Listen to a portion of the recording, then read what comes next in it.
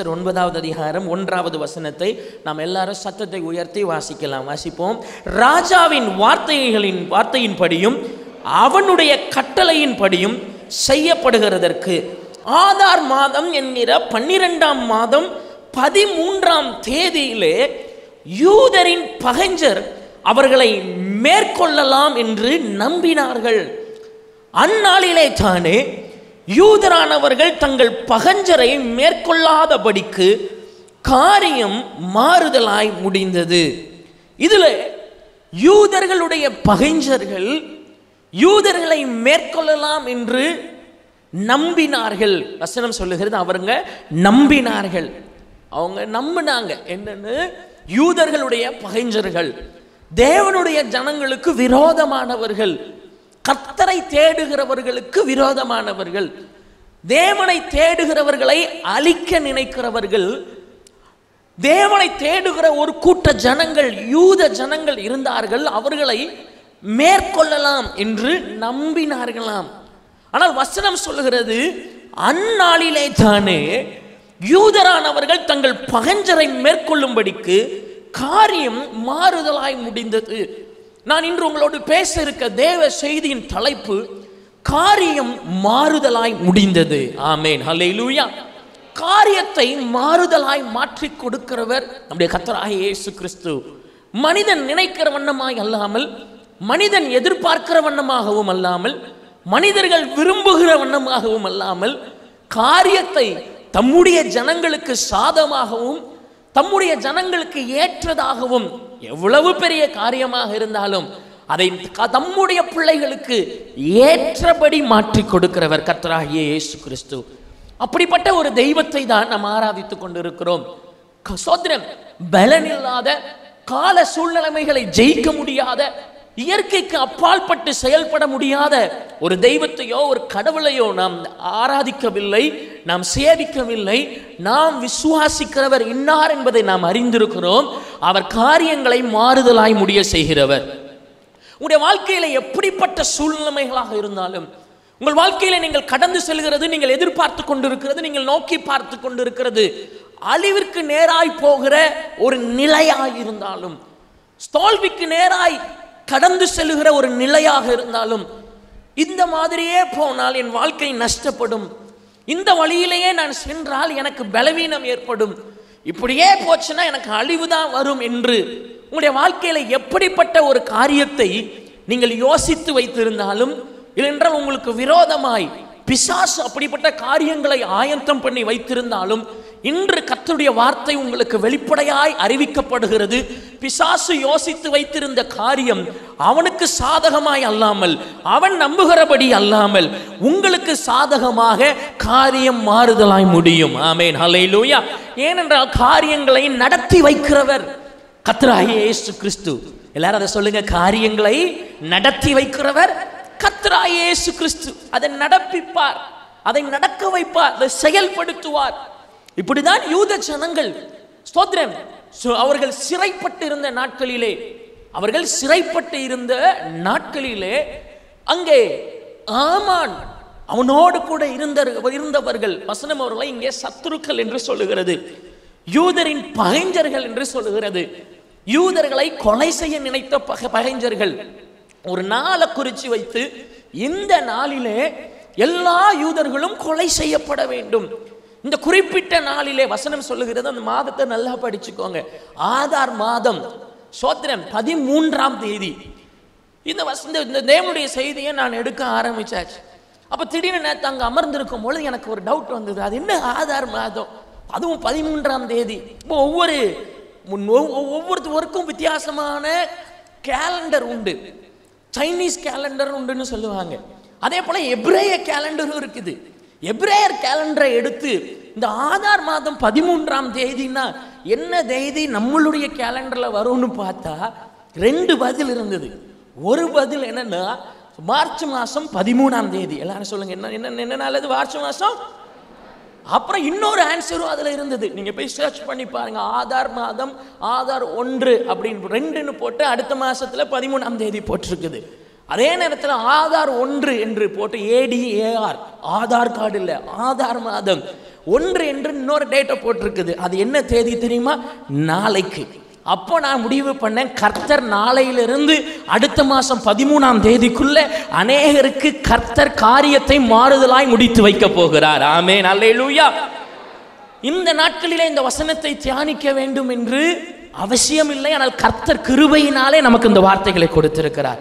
நீங்க அறிந்திருக்கிறீங்க, பிப்ரவரி மாதம் நம்ம எஸ்தர் புஸ்தகத்திலிருந்து வசனங்களை கேட்க போகிறோம், கேட்டுக்கொண்டு இருக்கிறோம். அப்போ வசனம் இந்த குறிப்பிட்ட நாளை குறித்து வச்சிருக்கிறாங்க. அங்கே சட்டம் வந்தது.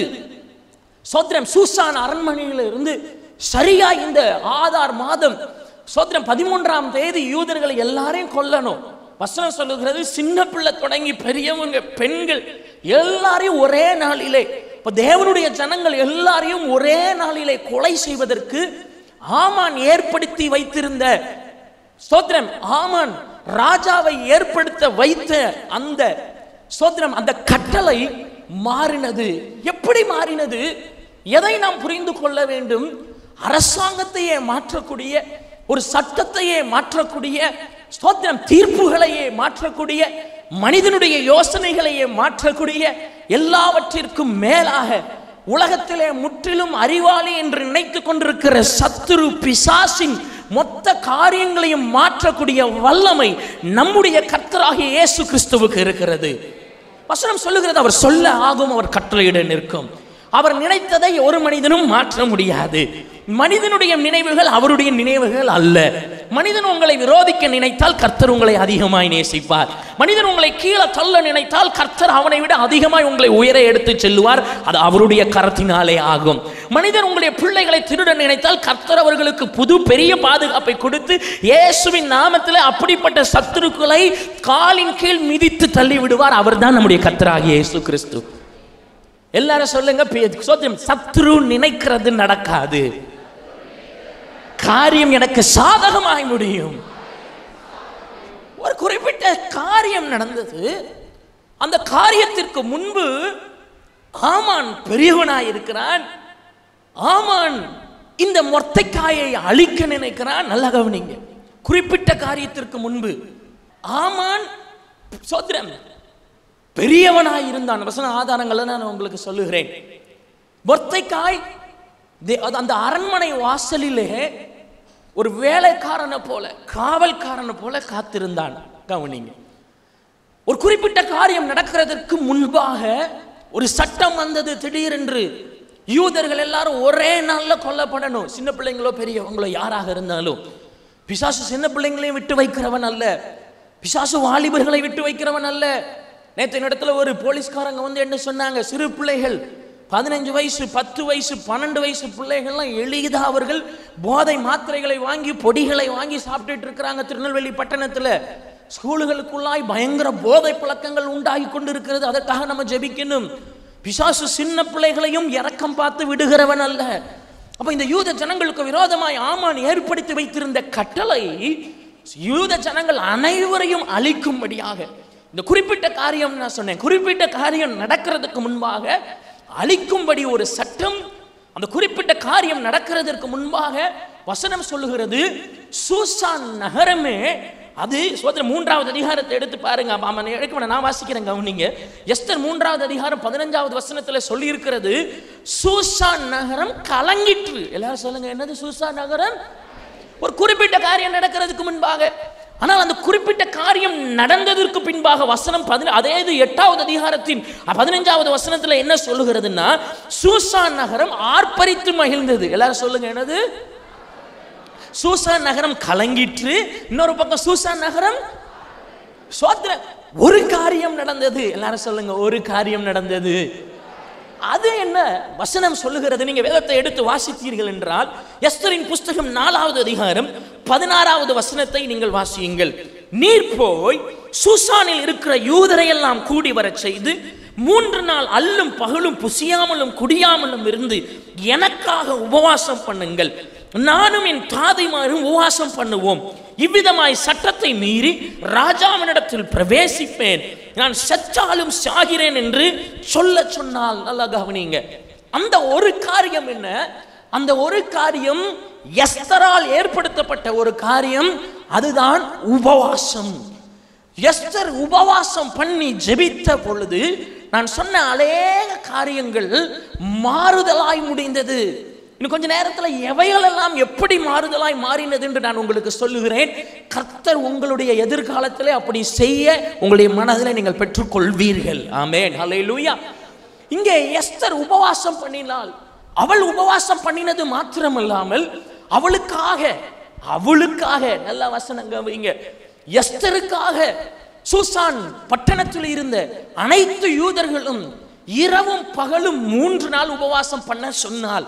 அதான் வசனம் சொல்லுகிறது. ஒரு உபவாசித்து ஜெபிக்கிற பழக்கம், உபவாசித்து ஜெபிக்கிற தேவை ஒரு மனிதனுடைய வாழ்க்கையை ஆசீர்வாதமாய் மாற்றும். ஒரு மனிதனுடைய வாழ்க்கை சாபமாய் இருக்கிறதா? ஒரு மனிதனுடைய வாழ்க்கையில சந்தோஷமே இல்லையா? ஒருவர்களுடைய வாழ்க்கையில எல்லாம் நஷ்டமா போகுதா? ஒருத்தருடைய வாழ்க்கையில அவர்கள் செய்ய நினைக்கிறதெல்லாம் அவர்களுக்கு சாதகமாய் நடக்காமல் எதிர்மாறாய் நடந்து கொண்டிருக்கிறதா?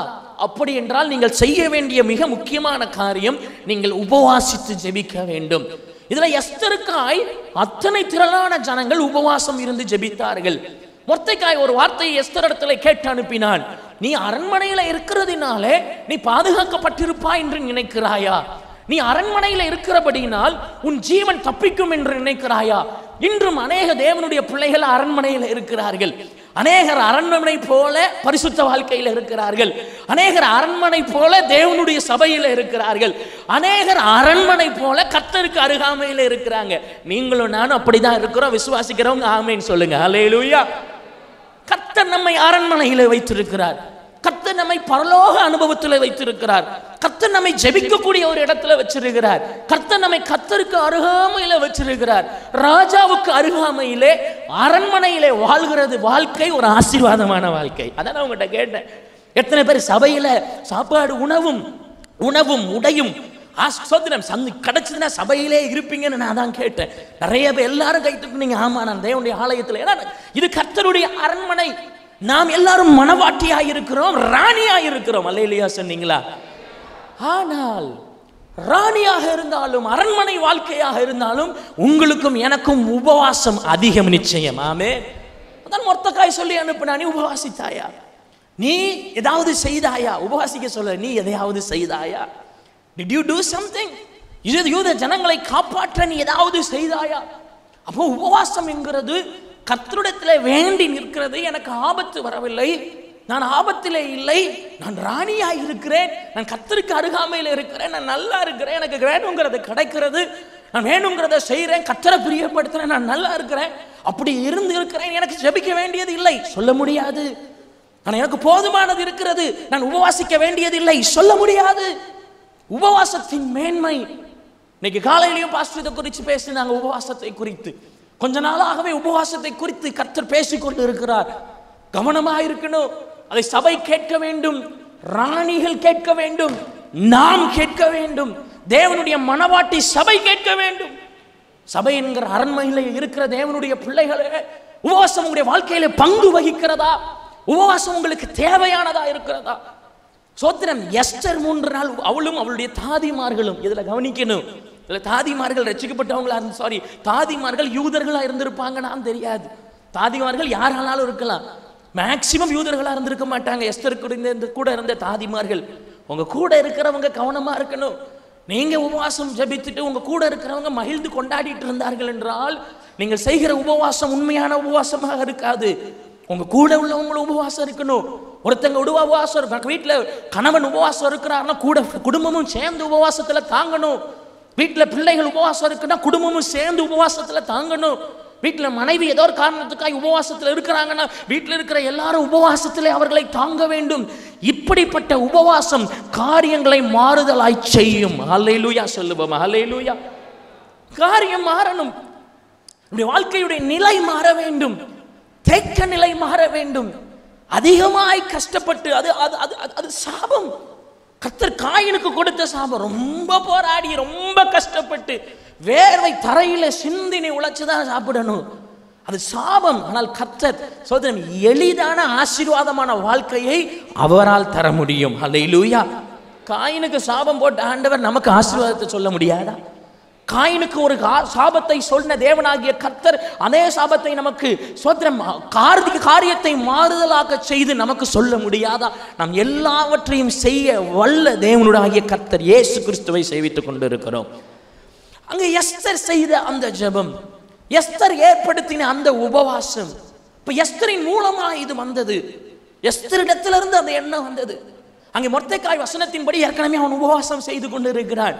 அவன் தன்னுடைய ஆடையை கிழித்து சோத்திரம் உபவாசத்திற்குரிய சணல் வஸ்திரத்தை தரித்து அவன் அரண்மனை வாசலிலே உள்ளே அனுமதிக்கப்படாததினால் அரண்மனை வாசலிலே அழுது புலம்பிக் கொண்டிருந்தான் என்று வசனம் சொல்லுகிறது. அவன் சொல்லுகிறது வசனம் இப்படியாக சொல்லுகிறது. இந்த வசனத்திலே மொர்தெக்காய் கிழித்து இரட்டுடுத்தி சாம்பல் போட்டுக்கொண்டு நகரத்தின் நடுவே புறப்பட்டு போய் துயரம் உள்ள மகா சத்தத்துடனே அலறிக்கொண்டு. இதான் உபவாசம். உபவாசம்னா துயரம் உள்ள மகா சத்தம் வரணும். எப்ப வரணும்னா செய்தி புறப்படும் பொழுதே வர வேண்டும். எல்லாம் நடக்கும் போது அல்ல.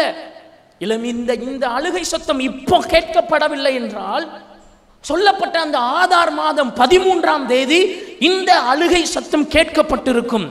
பிசாசு எந்த நேரத்திலே எந்த நாளிலே உங்களுக்கு ஒரு அழிவை குறிப்பிட்டு வைத்திருக்கிறானோ அந்த நாளிலே உங்களுக்கு சந்தோஷம் வேண்டும் என்று நினைத்தால் அதற்கு முன்னமே நீங்களும் நானும் உபவாசித்து அழுது தேவனுடைய சமூகத்திலே ஜெபிப்பது அவசியம். அல்லேலூயா சொன்னீங்களா? அல்லேலூயா, அல்லேலூயா, ஸ்தோத்திரம். அப்போ இங்க யூதர்கள் சேர்ந்து ஜெபிக்கிறார்கள். எஸ்தர் சொல்லுகிறாள், நான் செத்தாலும் சாகிறேன். ஏன் எஸ்தர் செத்தாலும் சாகிறேன் என்றால் அவள் சொல்லுகிறாள், நான் நேரா போய் ராஜாவை சந்திக்க போகிறேன். வசனம் இப்படியாக சொல்லுகிறது, சோத்திரம், நானும் என் தாதிமாரும் உபவாசம் பண்ணுவோம். இவ்விதமாய் கவனிங்க, சட்டத்தை மீறி ராஜாவினிடத்தில் பிரவேசிப்பேன். ராஜா வசனம் சொல்லுகிறது, அவன் ராஜா அரண்மனையின் உள்முற்றத்தில் ராஜா கொலுவிருக்கும் ஸ்தானத்திற்கு எதிராக வந்து நின்றாள். அப்போ ராஜா அவனுடைய ஆபீஸ்ல இருக்கிறார். அங்க சட்டம் என்ன? ராஜா எல்லாவற்றையும் ஆண்டு கொண்டு அவனோட மந்திரிகள் இருப்பார்கள். அவன் அந்த அரியாசனத்திலே அமர்ந்திருக்கும் பொழுது இவன் விரும்பாத யார் வந்தாலும் இவனுக்கு சோத்தியம் இந்த ராஜாவுக்கு பிரியம் இல்லாத மூஞ்ச சுளிக்க வைக்கக்கூடிய யார் வந்தாலும் அவர்கள் கொலை செய்யப்பட வேண்டும். அதுதான் சட்டமே. அங்கே ராஜா அழைப்பு கொடுக்காத எந்த மனிதர்கள் அந்த இடத்துக்கு வந்தாலும் அவர்கள் கொலை செய்யப்பட வேண்டும் என்கிறது சட்டம். ஆனால் இங்கே எஸ்தர் சொல்லுகிறாள், நான் செத்தாலும் சாகிறேன், நீங்க 3 நாள் உபவாசம் இருந்து ஜெபம் பண்ணுங்க, அதற்கப்புறம் நான் ராஜாவை சந்திக்க போகிறேன். அப்ப இப்படி ஒரு சட்டம் இருக்கிறது. அப்புறம் என்ன, இப்படி வந்தா யாரும் சொல்லாமல் ராஜா அழைக்காமல் யார் வந்தாலும் அவங்க கொலை செய்யப்படணும். இதுதான் சட்டம். அப்ப அதை மாற்ற முடியாது, சட்டத்தை மாற்ற முடியாது. யாருக்காகவும் சட்டத்தை மாற்ற ராஜா நினைக்க மாட்டார். இதே ராஜாவை தான் அவருக்கு முன்பாக இருந்த ராணி வஸ்தியை துரத்தி விட்டார், அனுப்பிவிட்டார். ஸ்தோத்திரம். இதே ராஜா தான் ஆமானுடைய முகத்தை ஒரு செகண்ட்ல மூடி அவனை தூக்கிலே போட வைத்தார். வசனம் சொல்லுகிறது, அதற்கு அப்புறம் தான் ராஜாவுடைய இருதயமே ஆறிச்சான். அப்ப இந்த ராஜா எவ்வளவு கோவக்கார ராஜாவா இருந்திருப்பார். அவர் சோதனை அவருடைய இந்த ராஜாவுடைய விருப்பம் இல்லாமல் அழைக்காமல், எல்லாரும் சொல்லுங்க, என்னது விருப்பம் இல்லாமல் சொல்லல, அழைப்பு இல்லாமல் யார் வந்தாலும் அவங்க தண்டனை உங்களுக்கு. ஆனால் 3 நாள் எஸ்தர் உபவாசித்து ஜெபிக்கிறாள். வசனத்திலே வாசிக்கிற 3 நாளிலே எஸ்தர் 3ஆம் நாளிலே எஸ்தர் ராஜவஸ்திரம் தரித்து கொண்டு ராஜ அரண்மனையின் உள்முற்றத்தில் ராஜா கொலுவிருந்திருக்கும் ஸ்தானத்துக்கு எதிராக வந்து நின்றாள். ராஜா அரண்மனை வாசலுக்கு எதிரான கொலு மண்டபத்தில் ராஜாசனத்திலே வீற்றிருந்தான். கவனிங்க, ராஜாஸ்திரி ஆகிய எஸ்தர் முற்றத்தில் நிற்கிறதை கண்ட பொழுது, கவனிங்க, இப்போ அவனுடைய ராஜாஸ்தானத்திலே உட்கார்ந்து கொண்டிருக்கிறான். 127 நாட்டிற்கு ராஜா. அவன் மனதில் நிறைய யோசிச்சு கொண்டு இருக்கும். அப்படி யோசித்துக் கொண்டிருக்கிறார். திடீரென்று பார்த்தால் ராணி வந்து நிற்கிறார்கள், எஸ்தர். அப்ப அங்க இருக்கிற மந்திரிகள்லாம் என்ன நினைச்சிருப்பாங்க? யாராவது யோசிச்சீங்களா? போச்சா, இன்னொன்னு தேடணுமா? சோத்திரம், கீழ்ப்படியாம வந்து நிக்குதே, இன்னொன்னு தேடணும் போலயே, இனி அடுத்தது இவ்வளோ பெரிய ஒரு ப்ராசஸ் போகணுமேன்னு ஒவ்வொரு மந்திரியும் யோசித்து கொண்டிருக்கிற அந்த நேரத்தில் வசனம் சொல்லுகிறது, அவன் கண்களில் தயை கிடைத்ததினால் ராஜா தன் கையில் இருக்கிற பொற்செங்கோலை எஸ்தருக்கிடத்திற்கு நீட்டினான். அப்பொழுது எஸ்தர் கிட்ட வந்து செங்கோலின் நுனியை தொட்டால் காரியம் மாறுதலாய் முடிந்தது. ஆமென், அல்லேலூயா. காரியம் மாறுதலாய் முடிந்தது. சட்டமே மாறிச்சு. எங்க? 3 நாள் உபவாச ஜெபம். 3 நாள் உபவாசத்தில் அதான் வசனம் சொல்லுங்க. 3 நாள் உபவாசித்து எஸ்தர் வந்து நிற்கிறாள். ராஜஸ்தானத்தில் என்னெல்லாமோ யோசிச்சுட்டு இருப்பார். இந்த ராஜாவை குறித்து சொல்றாங்க, இவர் ரொம்ப சோதனமா உலக பிரகாரமா சொல்ல ரொம்ப ஆர்வக்கோளாறு ராஜா. ஏன் தெரியுமா? எதுக்கு எடுத்தாலும் இந்த நாட்டின் பாதியை உனக்கு தருகிறேன், தேசத்தின் பாதியை சோத்திரம் 127 நாட்டில் பாதியாக்குனா கிட்டத்தட்ட 63 நாடுகளை எஸ்தர் வைத்துக்கொள். எதுக்கு? ஒரு நேரம் சாப்பாடு கொடுத்தா. அந்த அளவுக்கு இவர் ராஜா. இவருடைய கண்களிலேயே தயவு கிடைக்க செய்கிறவர் நம்முடைய கர்த்தராகிய தெய்வம். ஹல்லேலூயா, ஹல்லேலூயா. சோதரம் எப்படி முடிவு எடுக்காங்க பாருங்க. அந்த காலத்து ராஜாக்கள் எவ்வளோ முக்கியமான ஆளாக இருந்தாலும் ஒரே நிமிஷம் தப்பு பண்ணியா சரி தூக்கிட்டு போய் அந்த மரத்தில் தொங்க போட்டு முடிஞ்சுது. அதுக்கப்புறம் அடுத்த ஆள். அப்போ ராஜா கூட வேலை பார்க்குறவங்க எவ்வளோ கேர்ஃபுல்லாக இருக்கணும். ராஜாவுக்கு ஊழியம் செய்கிற நாம் எவ்வளவு ஜாக்கிரதையாக இருக்கணும். ஹல்லேலூயா. இங்கே தான் அவருடைய கிருபை எவ்வளோ பெருசுன்னு புரியுது. ஆமென், ஹல்லேலூயா. இங்க வந்து ராஜ்யத்தை நிற்கிறார்கள். வசனம் சொல்லுகிறது, ராஜாவின் கண்களிலே எஸ்தருக்கு, எல்லாரும் சொல்லுங்க, ராஜாவின் கண்களிலே. உபவாசம் என்ன செய்கிறது? கர்த்தருடைய கண்களிலே தயை கிடைக்க செய்கிறது. நமக்கு நல்லா தெரியும். ஆனால் அது மாத்திரமல்லாமல் எப்படிப்பட்ட மனிதனாக இருந்தாலும் அவர்கள் கண்களிலே உங்களுக்கு தயை கிடைக்க செய்வது உபவாசம். ஹல்லேலூயா. எல்லாரும் சொல்லுங்க, எனக்கு என் முகத்தை பார்த்து, என்னைய பார்த்து, என்னையும் பார்த்து. ஹல்லேலூயா. நம்மளை ஒருத்தங்க பார்க்கும் பொழுது சொல்லுங்க. பாருங்க, அந்த ராஜா அவளை பார்த்த பொழுது தன்னுடைய கையில் இருந்த வசனம் சொல்லுகிறது, செங்கோலை அவளுக்கு நேராய் நீட்டினானாம். செங்கோல்னா என்ன அர்த்தம்? அதிகாரத்தின் அடையாளம். அதிகாரத்தின் அடையாளத்துக்காக தான் ராஜாக்கள் தங்க கையில் ஒரு செங்கோலை வைத்திருப்பார்கள். சோத்திரம் அதிகாரத்துக்கு அடையாளம். நல்ல டெக்கரேட் பண்ணி தங்கச்சிலையோ வயரத்து பதிச்சு கற்கள் எல்லாம் பதிச்சு ஒரு நல்ல ஒரு ஸ்தோத்திரம் செங்கோல் அவன் ராஜாக்களின் கைகளிலே இருக்கும். அப்ப 127 நாட்டுக்குரிய மொத்த அதிகார செங்கோலை அவன் வைத்திருக்கிறான். இப்போ அந்த மொத்த அதிகாரமும் யார் பக்கம் சாய்ந்து? உபவாசம் இருக்கிற ஒரு பெண்மணிக்கு நேராய் அது சாய்ந்தது. இதுதான் காரியம் மாறுதலாய் முடியும். அல்லேலூயா. இதுக்கப்புறம் ராஜா பாதி வேணுமான்னு கேட்டது கூட பெருசு இல்லை. இந்த இடத்துல கர்த்தர் மொத்தத்தையும் அவள் கையில் கொடுத்தார். எத்தனை பேருக்கு இது புரிஞ்சுதா? அல்லேலூயா. அந்த மொத்த பலனும் மொத்த அதிகாரமும் சோத்திரம், அந்த ராஜ்யத்தின் அதிகாரங்கள், அந்த ராஜாவின் மொத்த அதிகாரமே அந்த சட்டத்தையே மாற்றி சோத்திரம் அந்த எஸ்தருக்கு சாதகமாய் கடினமான இடங்கள். நீங்க நினைக்கலாம், இந்த இடத்துல இருந்து எனக்கு தயை கிடைக்காது, இந்த மனுஷனிடத்திலிருந்து எனக்கு உதவி வராது, இந்த கல்லில் இருந்து தண்ணி வர்றது வாய்ப்பே இல்லை, இந்த வேலை மூலமா எனக்கு ஆசீர்வாதம் கிடைக்கிறது வாய்ப்பே இல்லை என்று நீங்கள் நினைத்து கொண்டிருந்தால் கர்த்தர் உங்களுக்கு சொல்லுகிறார், எந்த மனிதனிடத்தில் இருந்தும் எப்பொழுதும் என் நிலையிலும் தயை கிடைக்க செய்கிறவர் நம்முடைய கர்த்தராகிய இயேசு கிறிஸ்து. ஹல்லேலூயா. உங்களுக்கு நான் ஆசீர்வாதமா சொல்லுகிறேன், ரட்சிக்கப்படாத யாரிடத்திலேயோ இருந்து அவர்களுக்கு சம்பந்தம் இல்லாத உங்களுக்கு தேவைப்படுகிற ஆசீர்வாதத்தை கர்த்தர் இந்த மாதத்தில், நான் சொன்ன பாருங்க, நாளையிலிருந்து அடுத்த மாதம் 13ஆம் தேதிக்குள்ள கர்த்தர் உங்களுக்கு நல்ல ஆசீர்வாதத்தை கிடைக்க செய்வார். காரியம் மாறுதலாய் முடியும். ஹல்லேலூயா, ஹல்லேலூயா. ஆமென். அவர் செய்ய முடியும், அவர் செய்ய முடியும். எப்படிப்பட்ட கோபக்காரனாக இருந்தாலும் அவனிடத்திலிருந்து ஆசீர்வாதத்தை கொண்டு வர முடியும். எப்படிப்பட்ட வீராதி வீரனாக இருந்தாலும் அவனிடத்திலிருந்து ஆசீர்வாதத்தை என் கர்த்தரால் கொண்டு வர முடியும். ஹல்லேலூயா. அங்கே எஸ்தருக்கு காரியம் மாறுதலாய் முடிந்தது. நடுவில் இந்த காரியம் நடந்தது. என்ன காரியம்? உபவாசம். ரெண்டாவது இன்னும் 2 பேரை எடுக்கலாம். அது யாருன்னா ஆமான். இன்னொரு பக்கம் மொர்தெகாய். முதல்ல இந்த உபவாசத்துக்கு முன்பாக மொர்தெகாய், கரெக்டா இந்த உபவாசத்துக்கு முன்பாக மொர்தெகாய் வீதிகளிலே அலறிக்கொண்டிருக்கிறான். வசனத்தில் நம்ம படித்தோம். ஆமான் ரொம்ப சந்தோஷமா இருக்கிறான், ரொம்ப பெருமையா இருக்கிறான். அவன் ராஜாவுக்கு அடுத்த இடத்திலே ராஜா அவனை உயர்த்தி வைத்திருந்தான். யாரை? ஆமானை. நல்லா கவனிக்கணும் ஹிஸ்டரி. ஸ்தோத்திரம். இப்போ மறுபடியும் அந்த இடத்துல உபவாசம் நடந்ததுல இருந்து இப்போ என்ன மாற்றம் வருகிறது? எடுத்து வாசிப்போம். இது பெரிய வசனத்தை நம்ம வாசிக்க போறோம், புரிஞ்சு எல்லாரும் வாசிக்கணும். எஸ்தர் 6வது அதிகாரம் 4வது வசனத்திலிருந்து 16வது வசனம் வரைக்கும் எல்லாரும் வேகமா வாசிக்கலாம். எஸ்தர் 6வது அதிகாரம் 4வது வசனத்திலிருந்து வாசிங்க. ஆமான் தான் செய்த தூக்கு மரத்திலே மொர்தெகாயை தூக்கி போட வேண்டும் என்று ராஜாவிடத்தில் பேசும்படி ராஜ அரண்மனையின் வெளிமுற்றத்திலே வந்திருந்தான். அப்பொழுது ராஜா முற்றத்தில் இருக்கிறது யார் என்று கேட்டான். ராஜாவின் ஊழியக்காரர் அவனை நோக்கி, இதோ ஆமான் முற்றத்திலே நிற்கிறான் என்றார்கள். ராஜா அவன் உள்ளே வரட்டும் என்றான். ஆமான் உள்ளே வந்த போது ராஜா அவனை நோக்கி, ராஜா கனம் பண்ண விரும்புகிற மனுஷனுக்கு என்ன செய்யப்பட வேண்டும் என்று கேட்டான். அதற்கு ஆமான், என்னையன்றி யாரை ராஜா கனம் பண்ண விரும்புவார் என்று தன் மனதிலே நினைத்து. நல்லா கவனிங்க, இங்க என்ன நடக்குது? உபவாசம் நடந்து முடிந்தது. உபவாசம் நடந்துருச்சு, கர்த்தருடைய மனசை பிரியப்படுத்தியாச்சு. உபவாசம்னா கர்த்தருடைய கண்களில தயவு கிடைச்சாச்சு.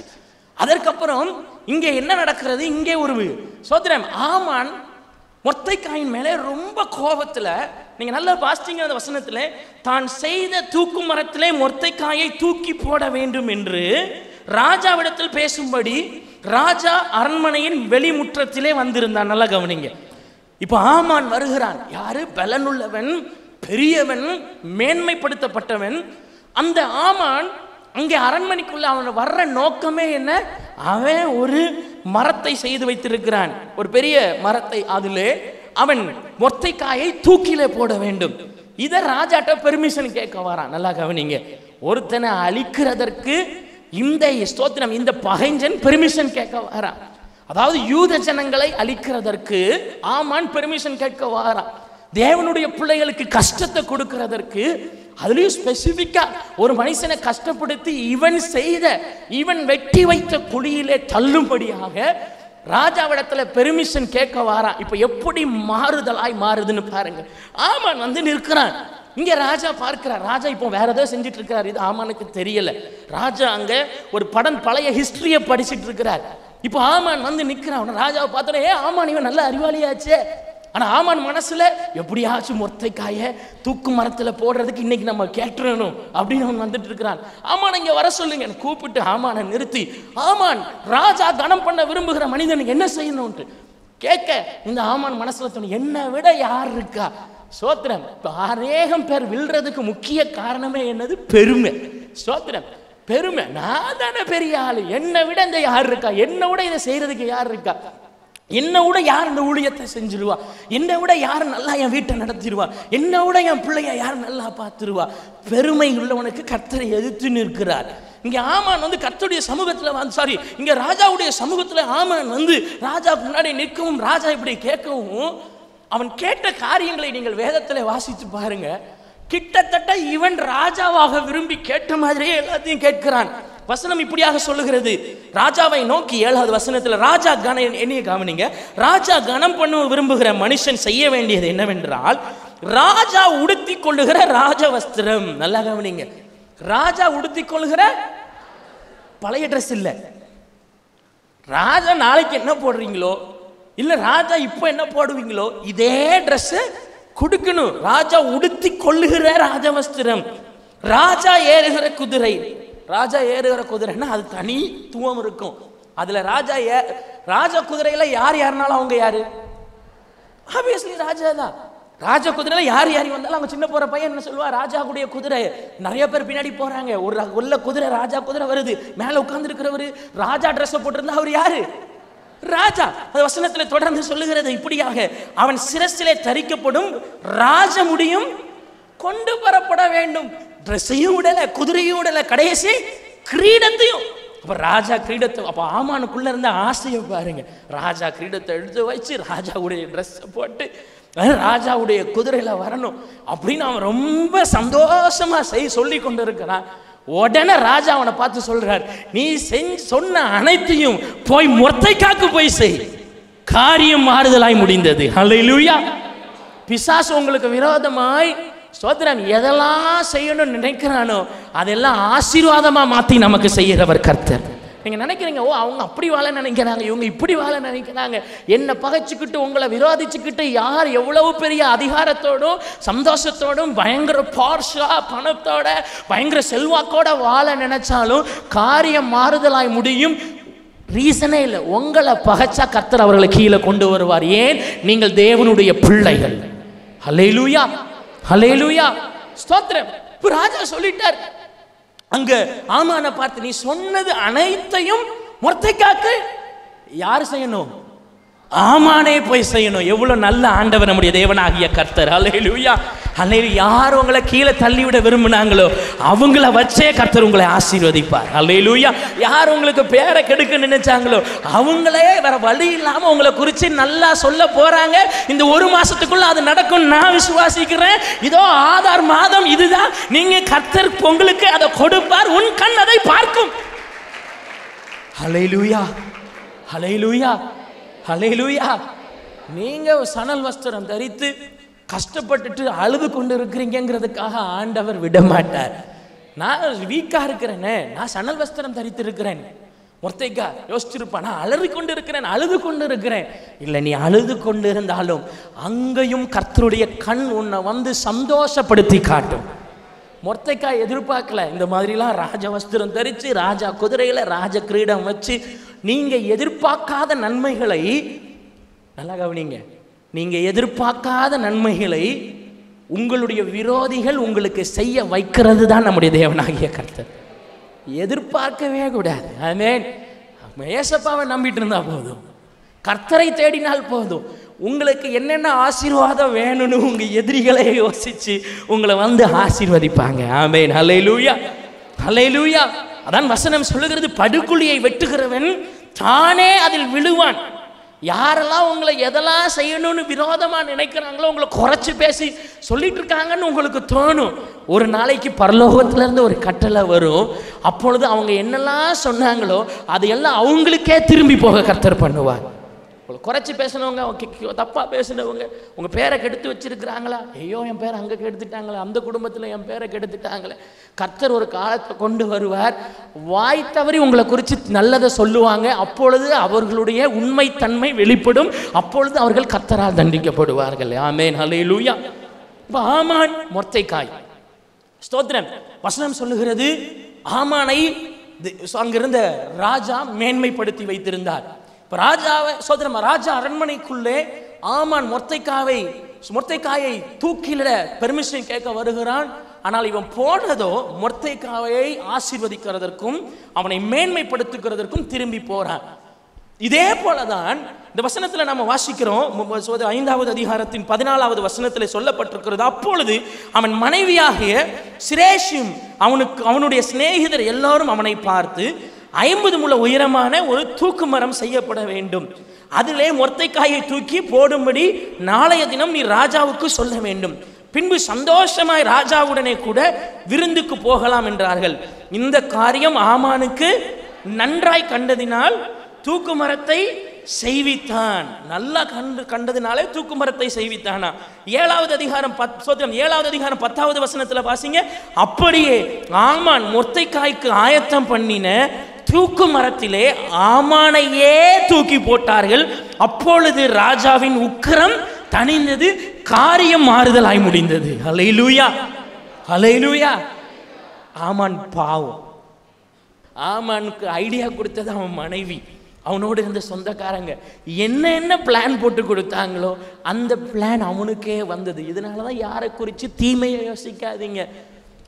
மனைவிமார்கள் கேர்ஃபுல்லாக இருக்கணும். கணவன்மார்களை ஏற்றி விடாதீங்க. சோத்திரம், அது கர்த்தர் விரும்ப மாட்டார். சோத்திரம், நீங்கள் யாரை பகைக்கிறீங்களோ அவங்க ஒருவேளை ரட்சிக்கப்பட்டு கர்த்தருடைய சமூகத்துக்கு போயிட்டாங்கன்னா நமக்கு நல்லதில்லை. மற்றவங்க நம்மளை பகைக்கலாம், ஆனால் நாம் யாரையும் பகைக்கக்கூடாது. எத்தனை பேருக்கு இது புரியுது? அல்லேலூயா சொல்லுங்க. அல்லேலூயா. பகை கர்த்தருக்குரியது அல்ல. ஆமென்.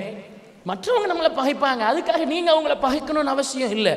நீங்கள் பிளெயினா இருங்க, சாதாரணமா இருங்க. உங்களுடைய எதிரிகள் அவங்களே செஞ்ச அந்த இஸ்ரவேல் ஜனங்களுடைய வாழ்க்கையிலே அசீரிய படை இஸ்ரவேல் ஜனங்களுக்கு விரோதமா வந்தது.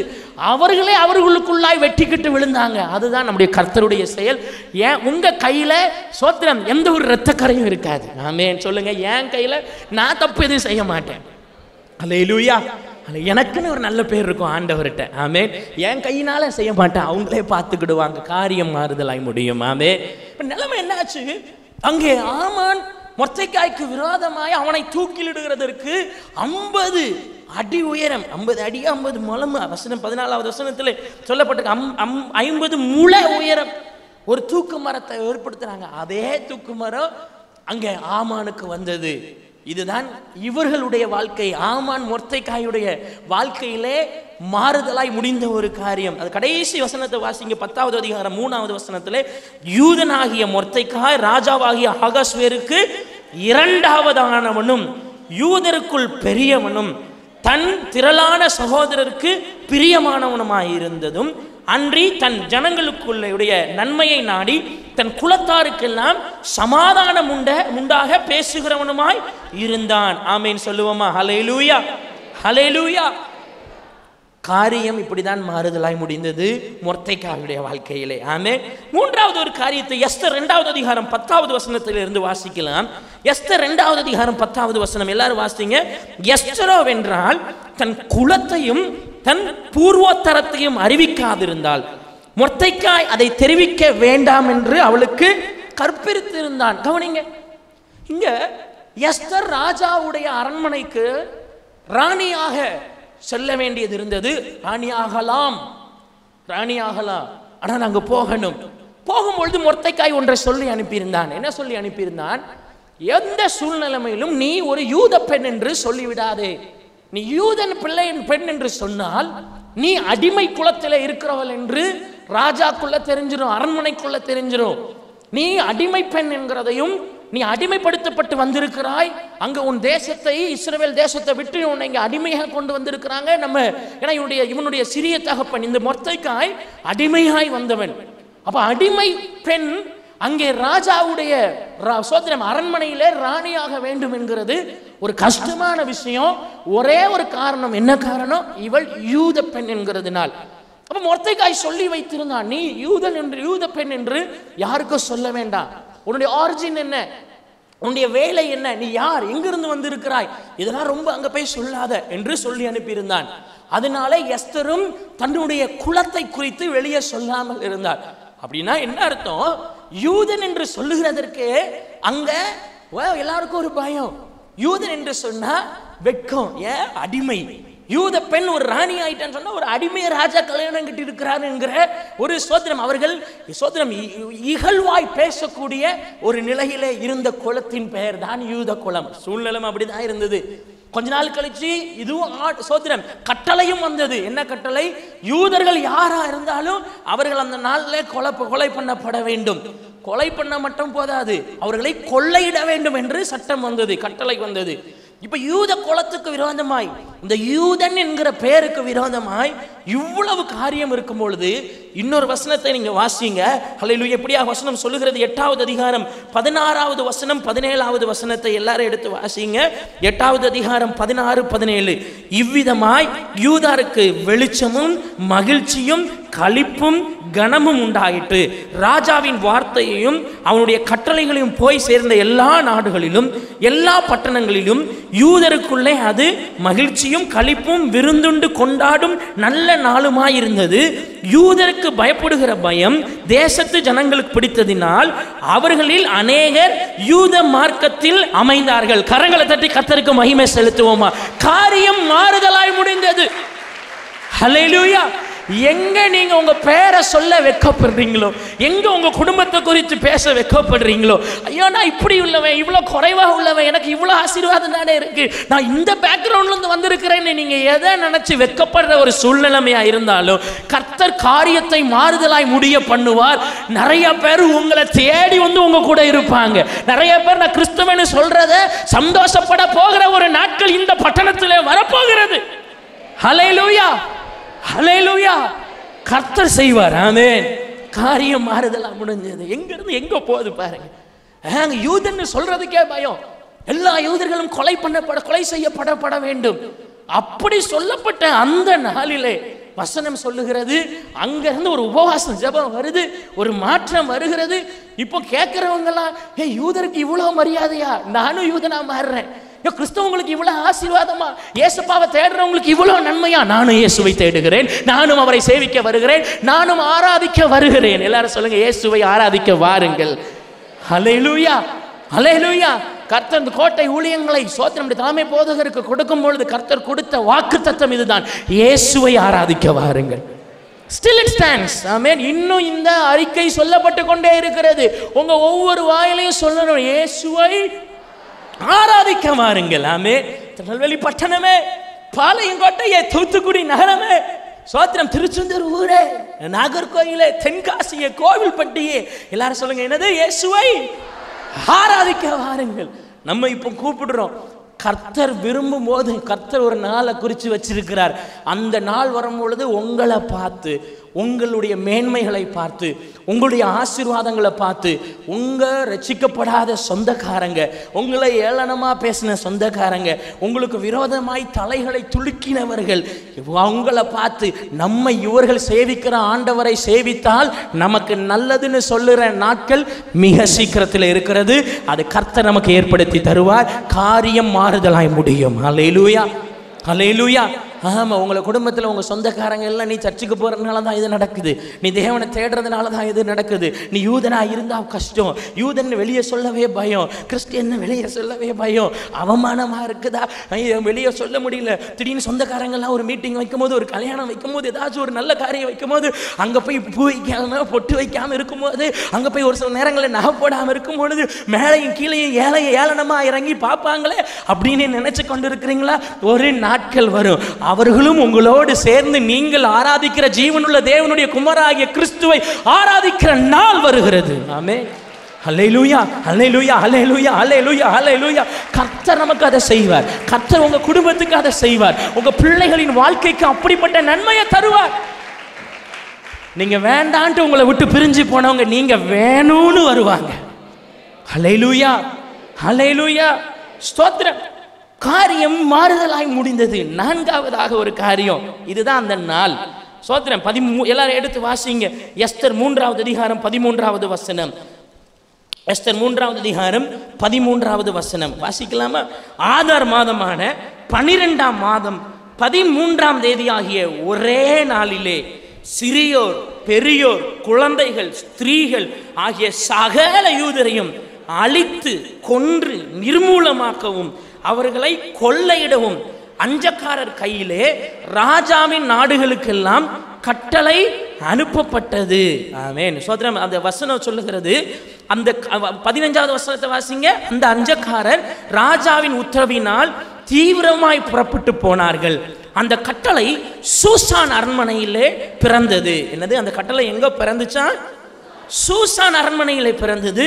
ராஜாவும் ஆமானும் குடிக்கும்படி உட்கார்ந்திருந்தார்கள். சூசான் நகரம் கலங்கிற்று. அப்படியே வேத வசனத்தை திருப்பி 8வது அதிகாரம் 14வது வசனத்திலே வாசிங்க. ஸ்தோத்திரம். இல்ல 13வது வசனத்திலே வந்து வாசிங்க. யூதர் தங்கள் பகஞ்சருக்கு சரிக்கு சரி கட்டும்படி நியமித்த அன்றைய தினத்தில் ஆயத்தமாயிருக்க வேண்டும் என்று அந்தந்த நாட்டில் உள்ள சகல ஜனங்களுக்கும் கூறப்படுகிறதற்காக கொடுக்கப்பட்ட கட்டளையின் நகல் இதுவே. இது ஒவ்வொரு நாட்டிலும் பிரசித்தம் பண்ணப்பட்டது. அப்படியே வேகமான ஒட்டகங்கள் மேலும் கோவேறு கழுதைகள் மேலும் ஏறின அஞ்சக்காரர் ராஜாவின் வார்த்தையினாலே ஏவப்பட்டு தீவிரத்தோட புறப்பட்டு போனார்கள். அந்த கட்டளை சூசான் அரண்மனையில் கொடுக்கப்பட்டது. சோத்திரம். கட்டளை ஒன்று வருது, அது யூதர்களை அழிக்க வேண்டும் என்று. அது ஆரம்பித்த இடம் சூசான் அரண்மனை. இங்கே 8வது அதிகாரம் 14வது வசனத்தில் சொல்லப்பட்டு இருக்கிறது. அதே போல இன்னொரு கட்டளை வருது, அதுவும் சூசான் அரண்மனையில் தான் வருது. முதல்ல எதிராய் வந்தது, இங்கே ஆதரவாய் வருகிறது. யாரெல்லாம் யூத ஜனங்களுக்கு விரோதமாய் யோசித்து வச்சிருந்தாங்களோ அவர்களை எல்லாம் கொலை செய்யும்படியான சோத்திரம் ஒரு கட்டளை அங்கே எங்கிருந்து புறப்பட்டதோ அங்கிருந்தே வந்தது. இதுல உங்களுக்கு என்ன தெரியணும்? எங்கிருந்து ஒரு சாபமான காரியம் உங்க வாழ்க்கையில புறப்பட்டது நீங்க நினைச்சீங்களோ அதே இடத்திலிருந்து கர்த்தர் காரியத்தை மாறுதலாய் மாற்றி அங்கிருந்தே நமக்கு ஆசீர்வாதத்தை கொண்டு வருவார். உங்க பிள்ளைய சாபமா நினைக்கிறீங்களா? உங்க கணவனை சாபமா நினைக்கிறீங்களா? உங்க ஐயோ இப்படி ஆயிட்ட, இவ்வளவு கஷ்டமா இருக்கு, இந்த பிள்ளைய வச்சு நான் என்ன செய்ய, இந்த வேலையை வச்சு நான் என்ன செய்ய, இந்த சரீரத்தை வச்சு நான் என்ன செய்ய, இவ்வளவு வீக்கா இருக்குது. யாராவது உங்களுடைய சரீரத்தை குறித்து முறுமுறுத்தீங்களா? பலன் இல்லாம இருக்க, நடக்க முடியாம இருக்க, இவ்வளவு நோய்களோட இருக்க நினைச்சீங்களா?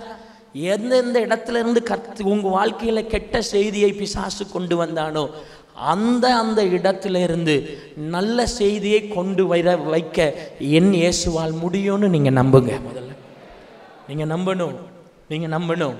ஒரு காரியத்தை கேள்விப்பட்ட பொழுது, ஐயோ இங்கிருந்து எனக்கு இவ்வளவு விஷயம் நடந்துட்டு, இந்த வீட்டிலிருந்து எனக்கு விரோதமாக இவ்வளவு சொல்லப்பட்டிருக்கிறதே என்று நீங்கள் நினைத்தால், அந்த இடம் எந்த இடத்துல உங்களுக்கு நன்மைகள் இல்லாமல் போனதோ, எந்த இடத்துல உங்களுக்கு தீமைகள் வந்ததோ, எந்த இடத்துல உங்களுக்கு கஷ்டங்கள் உருவானதோ, எந்த இடத்துல உங்களுக்கு விரோதமான சாபங்கள் எழுதப்பட்டதோ, அதே இடத்துல கர்த்தர் எழுதப்பட்ட வார்த்தைகளை அழித்து குலைத்து அதில் அவர் கையால் இல்லை, பகைஞர் கையாலேயே உங்களுக்கு ஆசீர்வாதத்தை எழுத வைப்பார். அல்லேலூயா, அல்லேலூயா, ஸ்தோத்திரம். நான் இப்படி எழுதி வச்சிருக்கிறேன் பாருங்க, அதிகாரங்களை தமக்கு பட்சமாய் திருப்புகிற ஒரு மாதம். அல்லேலூயா.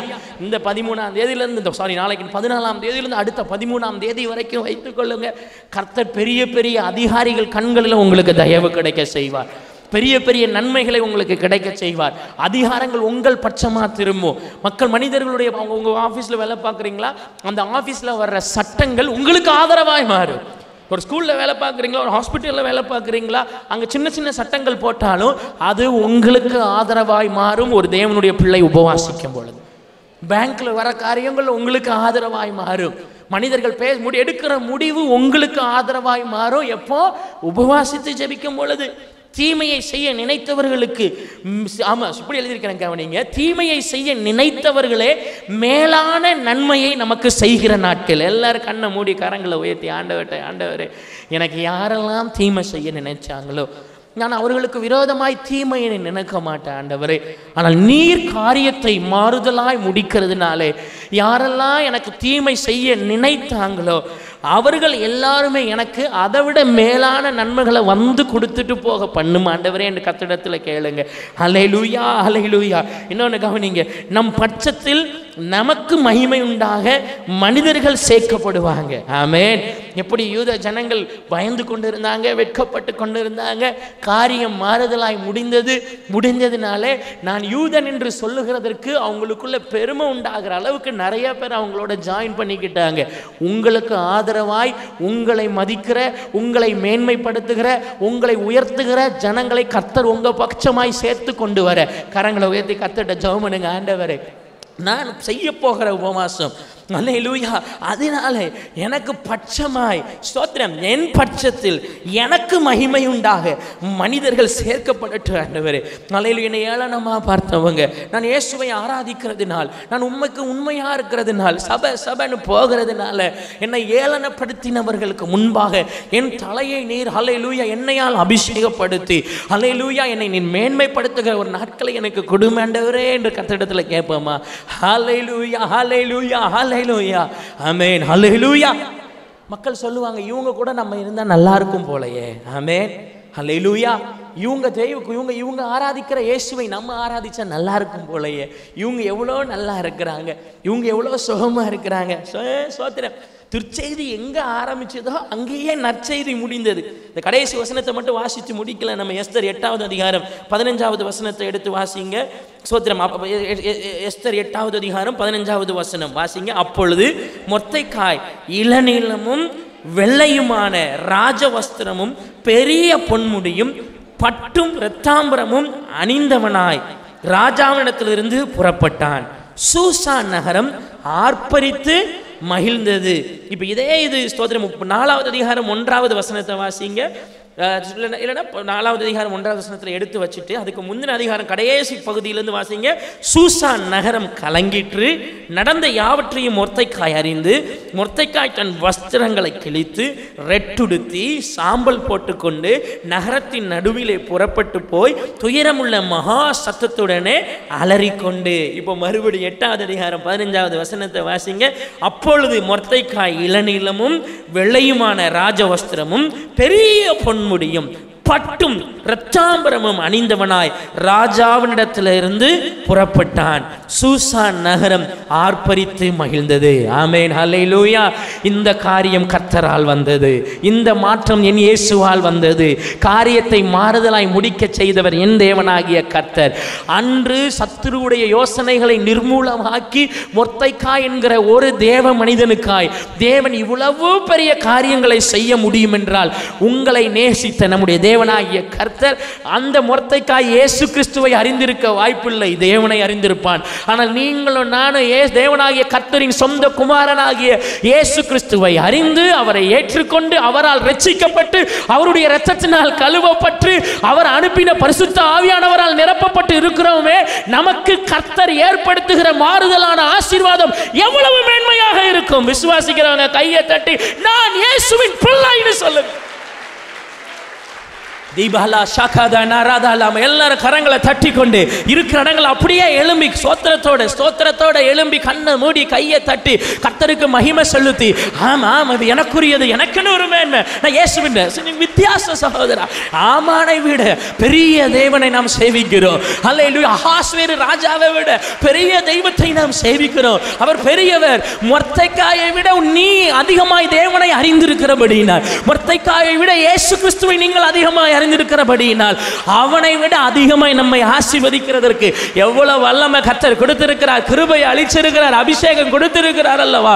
அல்லேலூயா. கர்த்தரிடத்தில் கேளுங்க, என் வாழ்க்கையிலே காரியம் மாறுதலாய் முடியட்டும் இயேசுவின் நாமத்திலே. நான் யோசிச்சு வைச்சதுக்கு மன்னிப்பு கேட்கிறேன் ஆண்டவரே. நீங்க எதை யோசிச்சு வச்சிருக்கிறீங்களோ அதுக்கு மன்னிப்பு கேளுங்க. நான் ஒருவேளை இப்படி பிசாசு கண்ட யோசனையை சொன்னானா, நீ இந்த நாள்ல அழிக்கப்படுவேன்னு சொன்னானா, இல்ல அப்படி நடக்காது. That's not going to happen. அது நடக்க போறதில்லை. ஏன்? இயேசு இருக்கிறார், இயேசு இருக்கிறார், இயேசு இருக்கிறார். ஆமா, எதிரி இருக்கிறான் சரிதான், ஆமான் இருக்கிறான் சரிதான், அங்கே அந்த ராஜா இருக்கிறான் சரிதான். ஆனால் அதையெல்லாம் தாண்டி நான் சேவிக்கிற கர்த்தராகிய இயேசு கிறிஸ்து இருக்கிறார். நான் சேவிக்கிற கர்த்தராகிய இயேசு கிறிஸ்து இருக்கிறார். நான் சேவிக்கிறவர் இன்னார் என்பதை நான் அறிந்திருக்கிறேன். எல்லாரும் கேளுங்க, என் காரியத்தை மாறுதலாய் முடிய பண்ணும் ஆண்டவரே. என் குடும்ப காரியத்தை மாறுதலாய் முடிய பண்ணுங்க. என் வாழ்க்கையில் என் பிள்ளைகளுடைய வாழ்க்கைக்கு மாறுதலாய் முடியட்டும். பிசாசு யோசித்து வைச்ச மாதிரி அல்ல, பிசாசு நிர்ணயித்து வைத்த மாதிரி அல்ல. ஒரு கெட்ட செய்தி உங்க காதுல கேட்டிருக்கும். உங்க ஒரு செய்தி, இந்த நாள்ல நீ அழிக்கப்படுவ, இது உன்னிடத்திலிருந்து எடுக்கப்படும், உனக்கு இது இல்லை, உனக்கு பலன் இல்லை, உன்னை நோய்பட்டு இருக்கிறாய் என்று ஏதோ ஒரு கெட்ட செய்தி உனக்கு சொல்லப்பட்டிருக்கும். ஆனால் கர்த்தர் சொல்லுகிறார், அந்த நாளில் தானே அந்த இடத்திலிருந்து உனக்காக ஒரு நற்செய்தி, உனக்காக ஒரு நல்ல ஆசீர்வாதம். சகோதரா, உங்களுக்காக ஒரு மேன்மை. ஆமென், ஆமென். நீ கர்த்தரிடத்தில் ஒப்பு கொடுத்தால், நீ தேவனிடத்தில் ஒப்பு கொடுத்தால், நீ உபவாசித்து ஜெபிப்பாய் என்றால் அவரால் மாற்ற முடியும், அவரால் மாற்ற முடியும், அவரால் மாற்ற முடியும். வனாந்தரத்தை தண்ணீர் தடாகமாய் இயேசுவால் மாற்ற முடியும். அவரால் மாற்ற முடியும். அல்லேலூயா, அல்லேலூயா, அல்லேலூயா, அல்லேலூயா, அல்லேலூயா. தீங்கும் என்னை அணுகாதுன்னு சொல்லுங்க.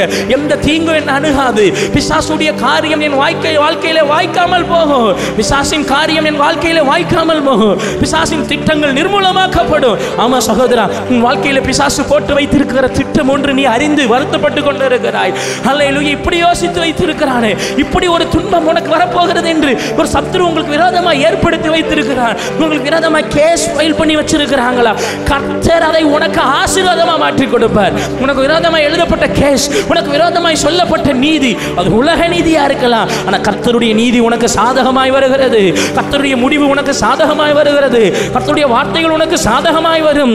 கர்த்தர் காரியத்தை மாற்றி போடுவார். கர்த்தர் காரியத்தை மாற்றி போடுவார். கர்த்தர் காரியத்தை மாற்றி போடுவார். உன் முழங்காலை செய்யும். உன் முழங்காலினாலே, உன் உபவாசத்தினாலே காரியம் மாறுதலா முடியும். உன் பேரை சொல்ல கூட வெட்கப்பட்ட மனிதர்கள் உன் பேரை சொல்லுவாங்க, திரும்ப திரும்ப சொல்லுவாங்க, உன்னை மகிமைப்படுத்துவாங்க, உன்னை குறித்து பெருமையா பேசுவாங்க. உன்னை குறித்து உலகம் முழு வெளியெல்லாம் போய் இகழ்ந்து தெரிந்து கொண்டிருந்த அந்த மனிதன் உன்னை குறித்து இகழ இனிமே யோசிப்பான். அல்லேலூயா, அல்லேலூயா, அல்லேலூயா. உன்னிடத்திலிருந்து திருடப்பட்ட மேன்மைகள் உனக்கு திரும்பி கொடுக்கப்படும். Mama shaka doloro diniana kadala nimana dene mana kashaka rabadalaba nimol radana makada nama bashaba bala badala baradana காரியம் மாறுதலாய் முடியும் மாறே காரியம் மாறுதலாய் முடியும் காரியம் மாறுதலாய் முடியும் காரியம் மாறுதலாய் முடியும். துன்மார்க்கர் தங்கள் வலைகளிலே அகப்படுவார்கள், நானோ அதற்கு தப்பி கடந்து போவேன். ஹல்லேலூயா. தாவீது சொல்ற அந்த வார்த்தையை, ஹல்லேலூயா. துன்மார்க்கர் தாங்கள் வலைகளிலே அகப்படுவார்கள், நானோ அதற்கு தப்பி கடந்து போவேன். கர்த்தர் அப்படிப்பட்ட ஒரு வாழ்க்கையை தருவார். கர்த்தர் அப்படிப்பட்ட ஒரு உயர்வை தருவார். நீ தப்பித்துக் கொள்ள வழியை உனக்கு ஆயத்தப்படுத்தி கொடுப்பார். ரொம்ப யோசிக்காதீங்க, ரொம்ப ஞானமா நினைக்காதீங்க, ரொம்ப அறிவா படாதீங்க. கர்த்தர் உங்களுக்கு தேவைப்படுகிற ஆசீர்வாதத்திற்குரிய அறிவை உங்க சத்துருவுக்கு கொடுத்து உங்களை ஆசீர்வதிப்பார். ஹல்லேலூயா, ஹல்லேலூயா, ஹல்லேலூயா, ஹல்லேலூயா, ஹல்லேலூயா, ஹல்லேலூயா. கர்த்தர் சொல்லுகிற வார்த்தை இது. நீ வேலை கிடைக்கணும், நீ ஆசீர்வதிக்கப்படணும், நீ உயரணும், நான் எதாவது ஒன்றை செஞ்சு முன்னேறணும் அப்படின்னு சொந்தத்தில் முயற்சி பண்ணாத. என் பிள்ளைக்கு திருமணம் நடக்கணும், எனக்கு இந்த வீடு கட்டியே ஆகணும், நான் இதை எப்படி ஆட்சி செய்யணும், ரொம்ப முயற்சி பண்ணாதீங்க. நாம் செய்ய வேண்டியது ஒன்றே ஒன்றுதான், அவருடைய பாதத்திலே உபவாசித்து ஜெபிக்க வேண்டியது. செய்ய வேண்டியது ஒன்றே ஒன்றுதான். இயேசு ராஜாவுடைய இருதயத்தை பிரியப்படுத்துகிறது.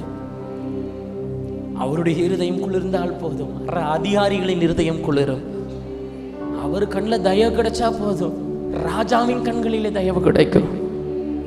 இயேசுவின் கண்களிலே தயவு கிடைத்தால் போதும், ஆமான் தான் நிறுத்தின மரத்திலே தானே தூக்கி போடப்படுவான். அல்லேலூயா, அல்லேலூயா. உனக்கு அவமானம் என்கிற வஸ்திரத்தை தரித்தார்களா? அவமானம் என்கிற வஸ்திரத்தை உனக்கு தரித்தார்களா? அதே நபர் உன்னை முடிசூட்ட வைப்பார். அதே நபர் உங்களை உயர்த்தி பேச வைப்பார்.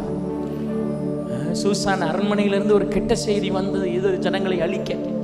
ஆனால் காரியம் மாறுதலாய் முடிந்த பொழுதோ அதே சூசான் அரண்மனையில் இருந்து, அதே வீட்டுக்குள்ள இருந்து, அதே அதிகாரியின் வாயிலிருந்து, சகோதரா உன்னை பிளேம் பண்ணின அதே மனுஷன் வாயிலிருந்து கர்த்தர் நல்ல வார்த்தையை சொல்ல வைக்க அவரால் முடியும். இருதயத்தை மாற்ற அவரால் முடியும். 127 நாட்டுக்கு ராஜாவா இருந்த அந்த ராஜாவின் அரண்மனையிலேயே கர்த்தர் இவ்வளவு பெரிய மாற்றத்தை உண்டாக்குனார் என்றால், இப்போ இருக்கிறதுல என்ன பெரிய வாழ்க்கை, இப்போ இருக்கிறதுல என்ன பெரிய அதிகாரங்கள். இயேசுவால் செயல்பட முடியாதது ஒன்றுமே இல்லை. நினைச்சிட்டு இருக்கீங்க, பாஸ்டர் லஞ்சம் வாங்குறதுக்காக அந்த ஆள் இப்படி பண்ணிட்டு இருக்கிறாருன்னு நீங்க நினைக்கிறீங்க. இல்ல, தேவையில்லை. கர்த்தர் மாற்றுவார், கர்த்தர் மாற்றுவார். நீ அவர்களிடத்தில் போகாமல் அவர்கள் உன்னிடத்தில் வருவார்கள். இந்த வசனத்தை நீங்க பிடிச்சுக்கோங்க. இந்த வசனத்துக்காக நீங்க ஜெபம் பண்ணீங்க. நீ அவர்களிடத்தில் போகாமல் அவர்கள் உன்னிடத்தில் வருவார்கள். தேவையானது ஒன்றே, உபவாசம். தேவையானது ஒன்றே, உபவாசம். தேவையானது ஒன்றே, உன்னை தாழ்த்துவது. தேவையானது ஒன்றே, அள்ளும் பகலும் தேவனுடைய சமூகத்தில் புலம்பி எழுகிறது. ஆபத்து வருகிறதற்கு முன்பாக நீயும் உன் தாதிமார்களும், நீ மாத்திரமல்லாமல் உன்னோட குடும்பமும், நீ மாத்திரமல்லாமல் உன்னோட இணைந்து இருக்கிறவர்கள் அவரால் உயர்த்த முடியும். அவரால் உயர்த்த முடியும். உங்க குடும்பத்தோட ஸ்டாண்டர்ட் குறைஞ்சிட்டு இருக்குதுன்னு நினைக்கிறீங்களா? என் குடும்பத்துக்குன்னு ஒரு ஸ்டாண்டர்ட் இருந்தது. அரண்மனை போல இருந்தேன், ராஜாத்தி போல இருந்தேன். எஸ்தரை பாருங்க, ராணி போல இருந்தேன். தேவையில்லாத ஒரு மனிதன். நீங்க யோசிக்கலாம், நான் ரட்சிக்கப்பட்டதுக்கு அப்புறம் தானே இவ்வளவு கஷ்டம் வந்தது, இவ்வளவு துன்பம் வந்தது. நிறைய பேருக்கு கர்த்தர் சொல்றார். நீங்க நினைக்கிறீங்க, நான் ஜெபம் பண்ணதுக்கு அப்புறம் தானே இந்த கஷ்டம் வந்தது, நான் ரட்சிக்கப்பட்டதுக்கு அப்புறம் தானே இந்த கஷ்டம் வந்தது. ஆமா, எஸ்தர் ராணி ஆனதுக்கு அடுத்த அதிகாரத்துல தான் ஆமானே வாரான். நீங்க தேவனுடைய பிள்ளை ஆனதுக்கு அப்புறம் தான் பிசாசு அதிகமா உங்களை தாக்க நினைப்பான். சகோதரா, சகோதரி, அதனால் நீ மனம் உடைந்து போகாதே. ஆமான் வருகிறதும் ஆமான் அழிகிறதும் உன்னுடைய நாமம் மகிமைப்படுவதற்காக, உன்னுடைய இடம் நிலைத்து நிற்கிறதற்காகத்தான் இருக்கும். இது உங்களுக்கு நீங்க நினைச்சீங்கன்னா கை தட்டி எடுத்துக்கோங்க. கர்த்தருடைய சமூகத்தில் ஜெபம் பண்ணதுக்கு அப்புறம் தான் கஷ்டமா வருது.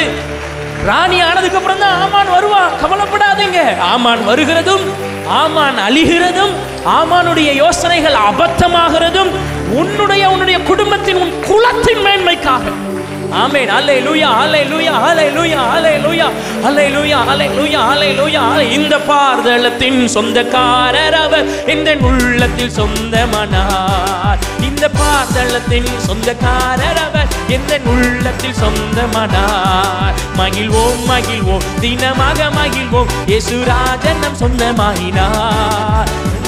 மகிழ்வோம், தினமாக மகிழ்வோம், இயேசுராஜன் நம் சொந்தமாகினார். இந்த பார்தலத்தின் சொந்தக்காரர் அவர், எந்த உள்ளத்தில் சொந்தமானார். இந்த பார்தலத்தின் சொந்தக்காரர் அவர், எந்த உள்ளத்தில் சொந்தமானார். இயேசு இரத்தத்தில் மறைந்துள்ளேன், இயேசு இரத்தத்தில் மறைந்துள்ளேன், இயேசு இரத்தத்தில் மறைந்துள்ளேன். எந்த தீங்கும் என்னை அணுகாது, சாத்தான் தீமை செய்ய முடியாது. என் தீங்கும் என்னை அணுகாது, சாத்தான் தீங்கு செய்ய முடியாது. ஆமென் ஆமென் ஆமென். தீங்கில்லை தீங்கில்லை தீங்கில்லை, எல்லாரும் பாடுங்க. தீங்கில்லை தீங்கில்லை, ஆமென் ஆமென் ஆமென் ஆமென். தீங்கில்லை தீங்கில்லை தீங்கில்லை, சத்துரு தீமை செய்ய முடியாது, சத்துரு தீமை செய்ய முடியாது, சத்துரு தீமை செய்ய முடியாது. தீங்கில்லை தீங்கில்லை தீங்கில்லை, தீங்கில்லை தீங்கில்லை தீங்கில்லை, தீங்கில்லை தீங்கில்லை தீங்கில்லை. கர்த்தரின் துணை உண்டு. எல்லாரும் சொல்லுங்க, கர்த்தர் காரியத்தை மாறுதலாய் மாற்றி கொடுப்பார். காரியம் மாறுதலாய் முடியும், காரியம் மாறுதலாய் முடியும். காரியம் எனக்கு சாதகமாய் மாறும். எனக்கு விரோதமானவர்கள் அழிக்கப்படுவார்கள், இல்லைன்னா எனக்கு விரோதமான யோசனைகள் மாற்றப்படும். நானோ கர்த்தரை சேவிக்கிற மேன்மையான இடத்துல நான் இருப்பேன். அல்லேலூயா. அன்பு தெய்வமே, பரலோக பிதாவே, உம்முடைய ஜனங்களை ஆசீர்வதித்தருளுவீராக. நீர் கொடுத்த நல்ல வார்த்தைகளுக்காக நாங்கள் உமக்கு நன்றி செலுத்துகிறோம். எங்களை திருப்தி ஆக்கினவர் நீர், எங்களை இப்பொழுது திருப்தி ஆக்கியிருக்கிறீர் என்று நாங்கள் விசுவாசிக்கிறோம். இந்த ஜனங்கள் யார் யார் இடத்துல என்னென்ன வார்த்தைகள் நீர் பேசினீரோ அந்த வார்த்தைகளை எல்லாம் அவர்கள் தியானித்து, இசப்பா நான் சொன்ன அந்த ஒரு மாதத்திற்குள்ளாய், அடுத்த மாதம் 13ஆம் தேதிக்குள்ளாய் கர்த்தர் இந்த ஒரு மாத தேதிகளுக்குள்ளாய் பெரிய மாற்றத்தை இவர்கள் வாழ்க்கையில நீர் செய்வீராக. காரியத்தை மாறுதலாய் முடிய பண்ணுகிறவர் நீர் அல்லவா. உம்முடைய சமூகத்திலே ஜெபிக்கிறோம் ஆண்டவரே. ஆசீர்வாதத்துக்காய் காத்திருக்கிறவர்களுக்காக நான் ஜெபிக்கிறேன். நல்ல வேலைகளுக்காய் காத்திருக்கிறவர்களுக்காக ஜெபிக்கிறேன். நல்ல குடும்ப வாழ்க்கைக்காய் காத்திருக்கிற ஒரு வாலிப தம்பி பிள்ளைகளுக்காக நான் ஜெபிக்கிறேன். அது நல்ல சுகத்திற்காய் காத்திருக்கிறவர்களுக்காக நான் ஜெபிக்கிறேன். நல்ல ஒரு ஃபினான்ஷியல் பிரேக் த்ரூக்காய் காத்திருக்கிறவர்களுக்காக நான் ஜெபிக்கிறேன். நல்ல ஒரு ஆசீர்வாதத்தின் கதவு திறக்க வேண்டும் என்று காத்திருக்கிறவர்களுக்காக நான் ஜெபிக்கிறேன். எல்லாரும் உம்முடைய கரத்தில் ஒப்புக் கொடுக்கிறேன் ஆண்டவரே. எல்லாரும் உம்மால் ஆசீர்வதிக்கப்பட்டிருப்பார்களாக. அவர்களுக்கு வழியை நீர் ஆயத்தம் பண்ணி கொடுக்கணும் ஆண்டவரே. இஸ்ரவேல் ஜனங்களை காப்பாற்றுகிறதற்கு அல்லேலூயா, ஒரு அடிமை பெண்ணாயிருந்த எஸ்தரை அழைத்து தயை கொடுக்க வைத்து ராணியாய் மாற்றி காப்பாற்றினரே. அதே போல இவர்களுடைய வாழ்க்கையில் வித்தியாசமான அற்புதங்கள், இவர்கள் எதிர்பாராத மேன்மையான இடத்துக்கு இவர்களை கொண்டு சென்று அங்கே இவர்களை நிலைப்படுத்தி ஆசீர்வதிப்பீராக என்று நாங்கள் ஜெபிக்கிறோம். இவருடைய நிலையை, இவங்களுடைய பொசிஷனை பிசாசு என் நேரத்தில் என் நிலையிலும் திருடி விடாதபடிக்கு கர்த்தர் நிலைப்படுத்துவீராக. உபவாசிக்கிற எண்ணம் எங்கள் சபையில் இருக்கிறவங்களுக்கு அதிகமாக வரட்டும் ஆண்டவரே. ஜனங்கள் உபவாசித்து வெற்றியை காண கிருபை செய்திருளும். கிருபைக்குள்ளாய் மூடி மறைத்துக் கொள்ளுங்க. சிறு பிள்ளைகள், வாலிபர்கள், பெரியவர்கள், புதிய தம்பதிகள், ஹல்லேலூயா ஸ்தோத்திரம், ஹல்லேலூயா, இளம் தம்பதிகள், வயதானவர்கள், வயதான அம்மா ஐயாமார்கள் ஒவ்வொருவரையும் உம்முடைய அரண்மனைக்குள்ளாய் பாதுகாக்கப்பட்டிருப்பார்களாக. இயேசுவா, எங்களுக்கு இந்த திருநெல்வேலி பட்டணத்தை ஒரு அரண்மனையாக மாற்றி கொடுங்க ஆண்டவரே. அதிலே உம்முடைய ஜனங்களை மேன்மைப்படுத்தி வைப்பீராக. இவங்களுக்குன்னு நல்ல இடம் உண்டாயிருக்கட்டும் ஆண்டவரே. கர்த்தர் கிருபை செய்தருளுவீராக, ஆசீர்வதிப்பீராக. மீட்பர் இயேசு கிறிஸ்துவின் நாமத்தில் ஜெபிக்கிறோம் நல்ல பிதாவே, ஆமென். எல்லாரும் சொல்லுங்க, என் ஆத்துமாவே கர்த்தரை ஸ்தோத்திரி, என் முழுமே அவருடைய பரிசுத்த நாமத்தை ஸ்தோத்திரி. என் ஆத்துமாவே கர்த்தரை ஸ்தோத்திரி, கர்த்தர் செய்த சகல உபகாரங்களையும் மறவாதே. ஆமென். ஹல்லேலூயா, ஹல்லேலூயா, ஹல்லேலூயா.